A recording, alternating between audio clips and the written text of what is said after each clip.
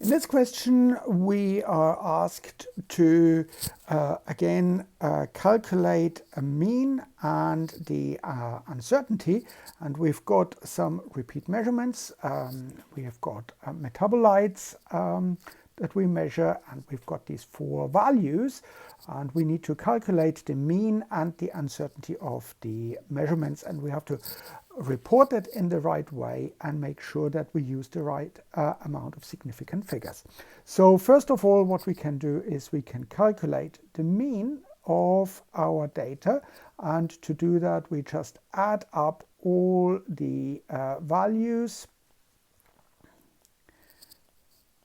73.0 plus 72.5 and divide by the number of observations. So here we've got 4 observations, and when we do that we get 291.2 divided by 4, and that gives us a mean of 72.8.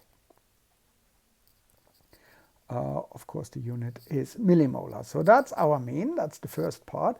Now we need to calculate the uncertainty. So the uncertainty of the measurements, and this is given as the standard deviation, the population standard deviation, divided by the square root of the sample size. Now we need to find the population standard deviation, and we know how we can do that. That the equation for the population standard deviation is we take the sum of the difference between the mean. So we would write that as xi minus the mean. We square that and we add them all up. We divide by the sample size n, and for the standard deviation we take the square root of this. So how would that look like? So let's do the numerator first. So we would calculate 73.6 minus 72.8 squared plus 72.1 minus 72.8 squared plus 73.0 minus 72.8 squared plus 72.5 minus 72.8 squared, and we divide that by our sample size, that is 4, and we then take the square root of the whole expression. So what does that give us? We get, for the first part, we get 0.8 squared plus, this gives us negative 0.7 squared plus, this gives us 0.2 squared plus, and this gives us negative 0.3 squared divided by 4, and again we take the square root of the whole expression.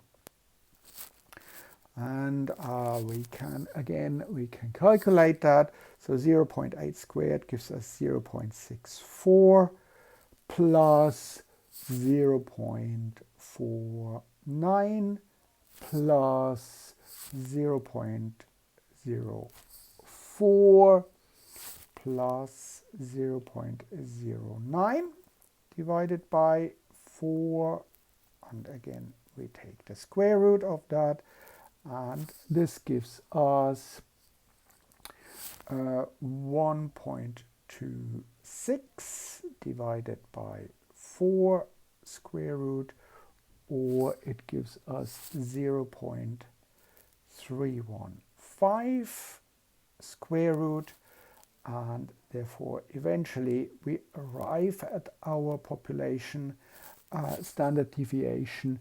If we take 0.315, the square root of that would give us 0.56. And so we've got for our uncertainty,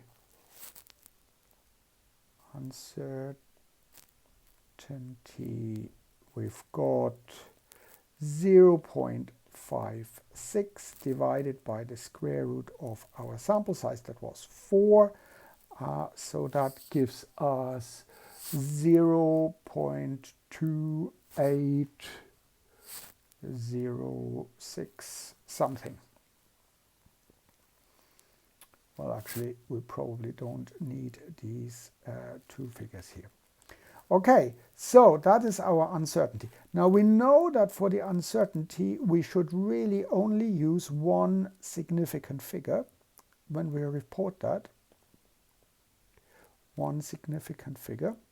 So in this case, our significant figure is the first one here, that's the 0.2, and we have to actually round it up to 0.3 because we've got this 8 sitting here. So we know that our uncertainty is 0.3, and the reporting would be to 1 decimal point, because that is our decimal point here. So our mean that we've calculated, we had calculated it to 72.8. We need to report that to the same decimal point, so it would be 72.8 plus minus 0.3 millimolar. So don't forget that we need to have the same position after the decimal point in the uncertainty here, that's to the 1/10, and the mean. So the correct reporting would be 72.8 plus minus 0.3 millimolar. I hope this makes sense, and thank you for watching.